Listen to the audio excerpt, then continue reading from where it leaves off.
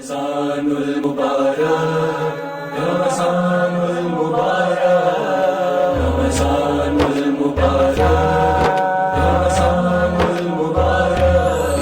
है चार सू चरागा आया है माह रमज़ान, है चार सू चरागा। अऊज़ु बिल्लाहि मिनश शैतानिर रजीम। बिस्मिल्लाहिर रहमानिर रहीम।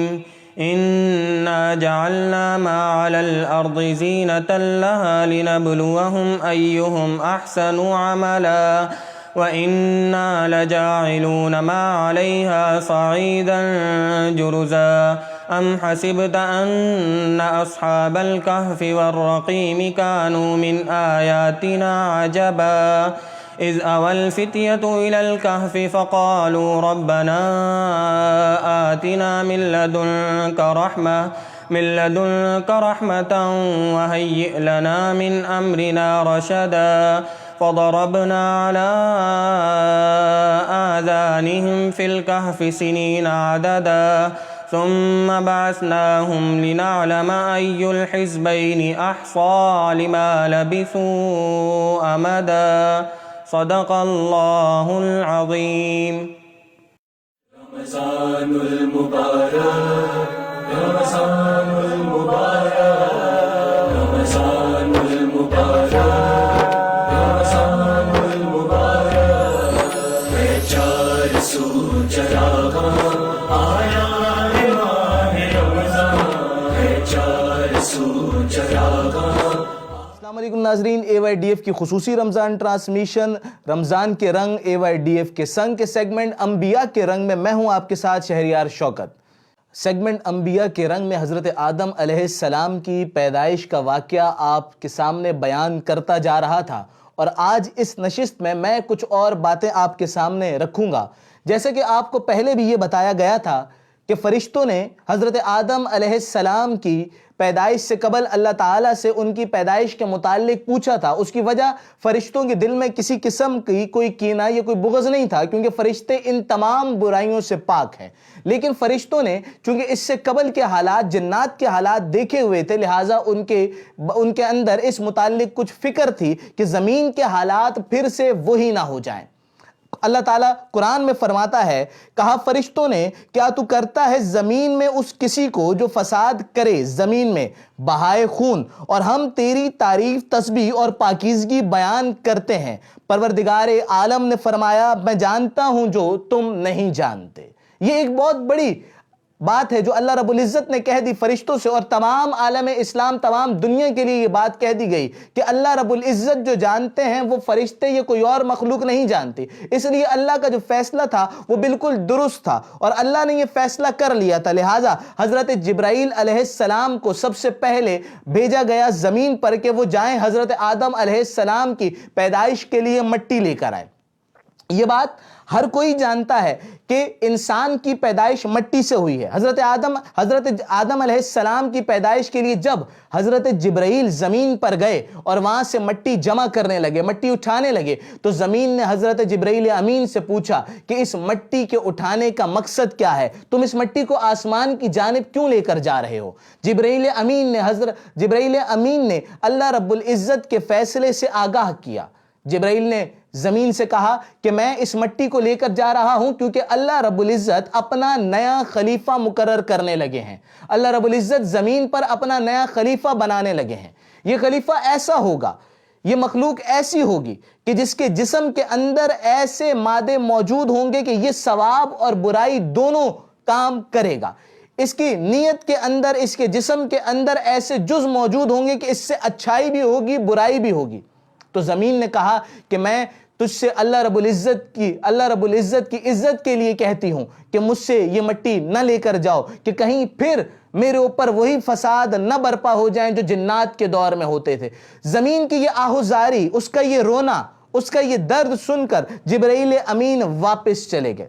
लेकिन चूंकि ये अल्लाह का हुक्म था और अल्लाह रब्बुल इज़्ज़त ने इस हुक्म की तकमील के लिए दोबारा दूसरे फरिश्ते हज़रत मीकाईल अलैहिस्सलाम को ज़मीन पर भेजा। जब हज़रत मीकाईल अलैहिस्सलाम ज़मीन पर गए तो ज़मीन ने यही आहोजारी हज़रत मीकाईल अलैहिस्सलाम के सामने रखी।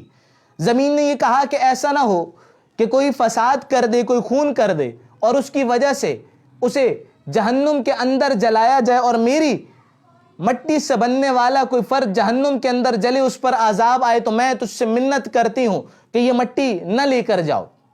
तो ऐसा ही हुआ। हज़रत मीकाईल अलैहिस्सलाम ने भी उसकी इस आहोजारी को सुना और आसमान पर वापस चले गए और अल्लाह रब्बुल इज़्ज़त को तमाम कारगुजारी सुना दी। अल्लाह रब्बुल इज़्ज़त ने हज़रत इसराफील अलैहिस्सलाम को भेजा। जब हज़रत इसराफील अलैहिस्सलाम ज़मीन पर पहुंचे तो ज़मीन ने एक बार फिर वही आहोजारी, वही अपना रोना वो हज़रत इसराफील अलैहिस्सलाम के सामने भी पेश किया। और फिर अल्लाह रब्बुल इज़्ज़त ने आखिर में मलिकुल मौत को ज़मीन पर भेजा। ज़मीन ने अपनी आहोजारी मलिकुल मौत के सामने भी रखी, लेकिन मलिकुल मौत ने कहा कि मैं अल्लाह रब्बुल इज़्ज़त का हुक्म मानने वाला हूँ। तुम्हारा दुख, तुम्हारी आहोजारी अपनी जगह, लेकिन मैं अल्लाह का हुक्म मान कर रहूँगा। और मलिकुल मौत फिर ज़मीन से मट्टी लेकर आसमान की जानिब चले गए। जब मट्टी आसमान पर ले जाई गई तो अल्लाह ने अपने फरिश्तों को हुक्म दिया कि इस मट्टी को ले जाकर एक खास मकाम पर रख दो। इस मकाम के मुतालिक मैं बताता चलूं, यह मकाम वही है जहां पर अब खाना काबा मौजूद है। तो जहां पर खाना काबा मौजूद है वहां पर उस मट्टी को रखा गया। यानी हजरत आदम अलैहिस्सलाम की तख्लीक का जो पहला मरहला था यह उस मकाम मुकद्दस पर होना था जहां पर मौजूदा किबला खाना काबा अल्लाह का घर मौजूद है। इस मट्टी को वहां पर रखा गया। अल्लाह रब्बुल इज़्ज़त ने अपने फरिश्तों को फिर हुक्म दिया कि इस पे 40 दिन तक बारिश बरसाओ। मैं इस बारिश के हवाले से भी आपको बताता चलूं कि इस बारिश के 39 दिन गम और मुश्किलात की बारिश थी, जबकि सिर्फ एक दिन ऐसा था जो खुशी की बारिश थी। ये 39 दिन जिसमें उस मट्टी पर मुश्किल हालात आए, वो बारिश गम की बारिश थी और सिर्फ एक दिन खुशी का दिन था। ये इस बात की तरफ निशानदेही थी कि इंसान की जिंदगी में मुश्किलात आएंगी, लेकिन इन तमाम तर मुश्किलात से निकालने वाला वही रब्बुल आलमीन है। 39 दिन की गम की बारिश के बाद एक दिन खुशी की बारिश ये पैगाम देती है कि चाहे जिंदगी के अंदर जितने भी गम आए, अल्लाह रब्बुल इज़्ज़त ने हमारे लिए खुशियां रखी हुई हैं। और यही वो बात है कि जो आज हजरत इंसान को समझनी चाहिए कि खुदा से मायूसी कुफ्र है और मायूसी के बजाय खुदा से उम्मीद रखें कि 39 दिन की गम की बारिश के बाद यकीनी तौर पर एक दिन खुशी की बारिश ज़रूर आएगी। आज की नशिस्त के अंदर हमारी जो गुफ्तगू थी वो यहीं तक थी। इंशाअल्लाह अज़ीज़ कल अंबिया के मज़ीद वाक़यात आपके सामने रखेंगे। इस सिलसिले को पूरा रमज़ान जारी रखेंगे। हमारे साथ रहिएगा। अल्लाह हाफ़िज़। रमज़ानुल मुबारक, रमज़ानुल मुबारक, रमज़ानुल मुबारक, रमज़ानुल मुबारक। है चार सू चरागा आया है माह रमज़ान, है चार सू चरागा। अस्सलाम वालेकुम दोस्तों, आज हमारे किचन में हम बना रहे हैं बैंगन। और बैंगन की वैसे बनाने की बहुत सारी रेसिपीज होती है, लेकिन अक्सर लोगों को पसंद नहीं आते। तो आज हम आपको एक बहुत यमी और बहुत क्विक रेसिपी से बैंगन बनाना सिखाएंगे। बिफोर वी स्टार्ट मैं ये बता दूं कि हमने बैंगन को इस तरह से छील के और इतने 1 सेंटीमीटर मोटे क्यूब्स में काट के और पानी में भिगो दिया था, क्योंकि जो सब्जी पानी जज़्ब कर लेती है और ब्लैक हो जाती है, उससे हमारे बैंगन बचे रहेंगे। और अब जब हम पकाने वाले हैं तो उससे पहले हमने अपने बैंगन को पानी से निकाल लिया है। साथ में मैं आपको ये दिखा दूं कि हमारे कौन कौन से मसाला हम यूज़ करेंगे। इन मसालों में आप देखें हमारे पास है, ये हमने 2 प्याज ले ली है फाइनली चॉप्ड। हमने लिया है थोड़ा सा हरा धनिया। ये है हमारे पास 3 अदद टमाटर। टमाटर हमने 3 अदद इसलिए लिए हैं ताकि हमारा ग्रेवी जो है बैंगन की वो कहीं बहुत ज़्यादा मीठी ना हो जाए या उसके टेस्ट में एक टेंजी फ्लेवर आता रहे। हरी मिर्चें देख लीजिए, हमने फाइनली चॉप की हुई हैं 3 अदद। इसके अलावा पिसे मसालों में हमारे पास है 2 टेबलस्पून पिसी मिर्चें और 1 टेबलस्पून है पिसा धनिया, एक ही टेबलस्पून हमारे पास नमक है, 1 टेबलस्पून जीरा है और हाफ टी स्पून हमारे पास है हल्दी। और इसके अलावा हम ले लेंगे यहाँ पर 1 टेबलस्पून अदरक लहसुन का पेस्ट। चलिए इसके बाद अब हम अपना बैंगन बनाना शुरू करते हैं।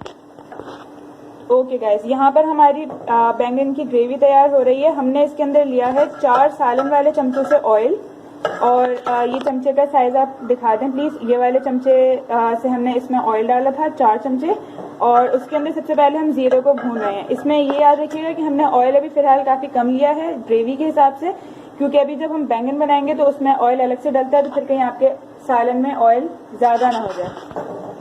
इस जीरे को हम अच्छी तरह से भून लेंगे।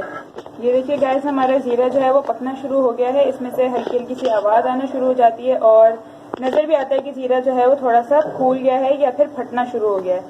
जब इस तरह की स्टेज आ जाए तो उसके बाद आपको इसमें डालना है अदरक लहसुन का पेस्ट। हमने अदरक लहसुन डाला और उसको जल्दी से तेल चमचा चला के भून लेंगे। साथ साथ आप देख लीजिए, आँच हमने स्लो कर ली है, मीडियम आँच के ऊपर हम इसको बना रहे हैं। अदरक लहसुन भूनते के साथ ही हमने इसमें डाली प्याज। सबसे पहले आप प्याज भून लीजिए।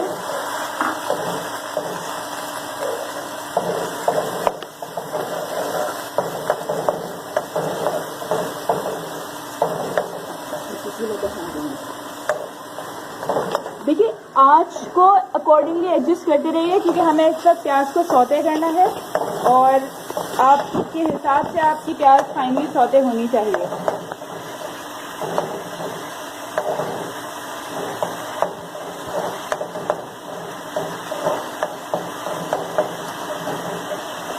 जैसे कि हल्का सा कलर आएगा ना प्याज, फिर इसमें मसाले डालना शुरू हो जाएगा।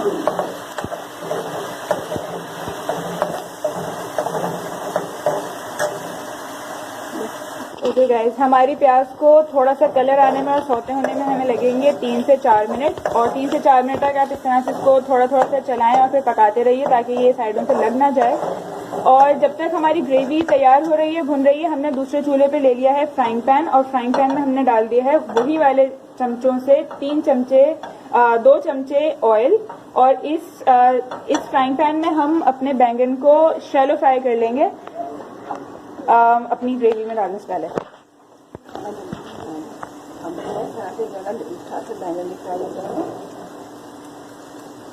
आप देखें, एक तरफ हमारी प्याज जो है वो अपना कलर थोड़ा थोड़ा से पकड़ना भी शुरू किया है, और दूसरी तरफ हम अपने बैंगन को फ्राई कर रहे हैं ताकि हमारा टाइम थोड़ा बच जाए और जल्दी जल्दी से काम एक साथ हमारा निमटता रहे।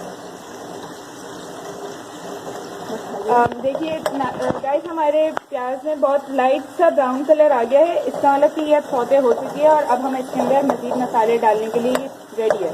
अब हम इसमें ऐड करेंगे सबसे पहले टमाटर। 3 अदद टमाटर हमने फाइनली चॉप कर लिए थे ताकि वो मसाले का हिस्सा बन जाए अच्छी तरह। इसमें हम डाल रहे हैं अपने तमाम पिसे मसाले। हमने इसमें ऐड किया नमक, पिसी मिर्चें, पिसी लाल मिर्च, पिसा धनिया, और फाइनली हल्दी। नमक अलबत्ता आप अपने जायके के हिसाब से बढ़ा सकते हैं या कम कर सकते हैं, अपनी मर्जी का नमक आप इस्तेमाल कर सकते हैं। और अब हम इसमें डाल रहे हैं हरी मिर्चें। 3 अदद हमने हरी मिर्चें फाइनली चॉप कर ली थी।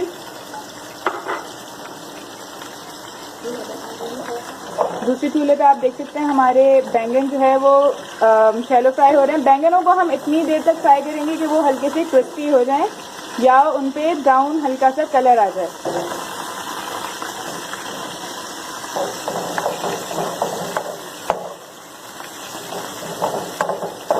आप ग्रेवी देखिए,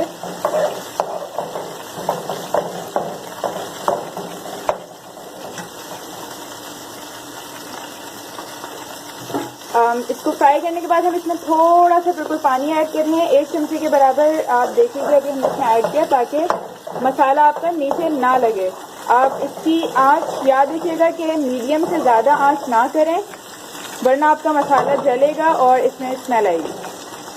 ये देख लीजिए गाइस, हमने अपने मसाले को ढक दिया है। आंच अभी हमारी मीडियम ही है, लेकिन ढकना हमने इसको इस वजह से है ताकि मसाला अच्छी तरह से गल जाए और अच्छी तरह से पक जाए स्लो हीट के अंदर अपनी स्टीम में ही। तो इसको आप देख लीजिए, इस तरह से आपको ढक के पकाना है। गाइस अब देखिए हमारे बैंगन के अंदर बहुत खूबसूरत सा गोल्डन कलर आ रहा है। मैं फ्लैश ऑफ करके भी दिखा देती हूँ, कुछ थोड़ा प्रॉब्लम हो रहा है। आप देखिए कि इसके ऊपर एक लाइट ब्राउन कलर की लेयर आती जा रही है और जब इस तरह से होने लगे बस इसके बाद हम 1-2 मिनट इसको और फ्राई करेंगे और उसके बाद फिर हमारे पास कुछ बैंगन और हैं, हम वो भी एक साथ फ्राई कर लेंगे इसी तरह से। इन बैंगनों की स्टेज आप देख लीजिए, इनको आपको इसी तरह से फ्राई करना है।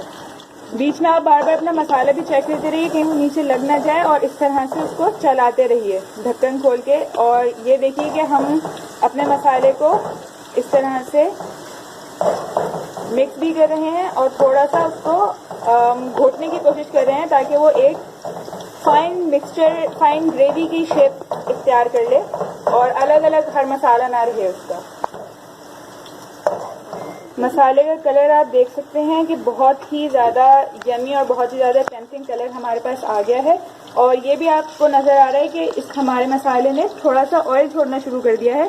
बस आपको इसी स्टेज तक पकाना है और हमारा मसाला भुनने के बिल्कुल करीब है। इसको हम दोबारा ढक देंगे वापस और इसी तरह से थोड़े टाइम तक और पकाएंगे। दूसरे हाथ पे आप देख सकते हैं हमारे बैंगन तैयार हो चुके हैं और ये बैंगन हमने एक प्लेट के अंदर निकाल लेने हैं और इसके बाद हम अपने फ्राइंग पैन में डालेंगे बाकी के बैंगन। तमाम बैंगन को इसी तरह से फ्राई कर लेना है और ये आप देख सकते हैं कि बैंगन बिल्कुल पोटैटो वेजेस की तरह इसमें कलर आ रहा है। गाइस बैंगन आप हमारे देख लें, जितने भी मैंने आपको इस वक्त दिखाए थे वो सारे हम यहाँ पे फ्राई कर चुके हैं। यहाँ हमारी ग्रेवी तैयार हो रही है। ग्रेवी हमें थोड़ी सी गाढ़ी लग रही है, हम इसके अंदर 1 चमचा और पानी डालेंगे और जो हमने ऑयल उस वक्त थोड़ा कम लिया था, ये सारा शैलो फ्राई है, इससे जो बचा हुआ ऑयल है ये सारा का सारा हम अपनी ग्रेवी के अंदर ऐड कर देंगे। यहाँ पर ये हमने ऐड कर दिया यहाँ पर और सॉरी, अब हम इसके अंदर बिल्कुल 1 चमचे के जितना पानी भी ऐड कर रहे हैं ताकि इसके अंदर थोड़ी सी कंसिस्टेंसी में इसका थोड़ा सा फ्लो हो। आप देख लीजिए हमारी ग्रेवी की कंसिस्टेंसी क्या होगी और ये है इसकी इतनी थिक हमारे पास हमारी ग्रेवी बननी चाहिए। इसके अंदर हमने जो अपने बैंगन फ्राई किए थे वो सब ऐड कर दिए हैं और गाइस में से बहुत मज़े की हमारे पास खुशबू आ रही है और आप इसका कलर भी देख सकते हैं, बहुत ही टेम्पटिंग कलर है। जब भी खाना पकाते हैं उसका कलर, उसकी लुक, उसकी गार्निशिंग इतनी टेम्पटिंग होनी चाहिए कि आपके घर वाले या फिर जो भी आपके मेहमान हैं उनको आपका खाना देखकर ही खाने का दिल चाहे।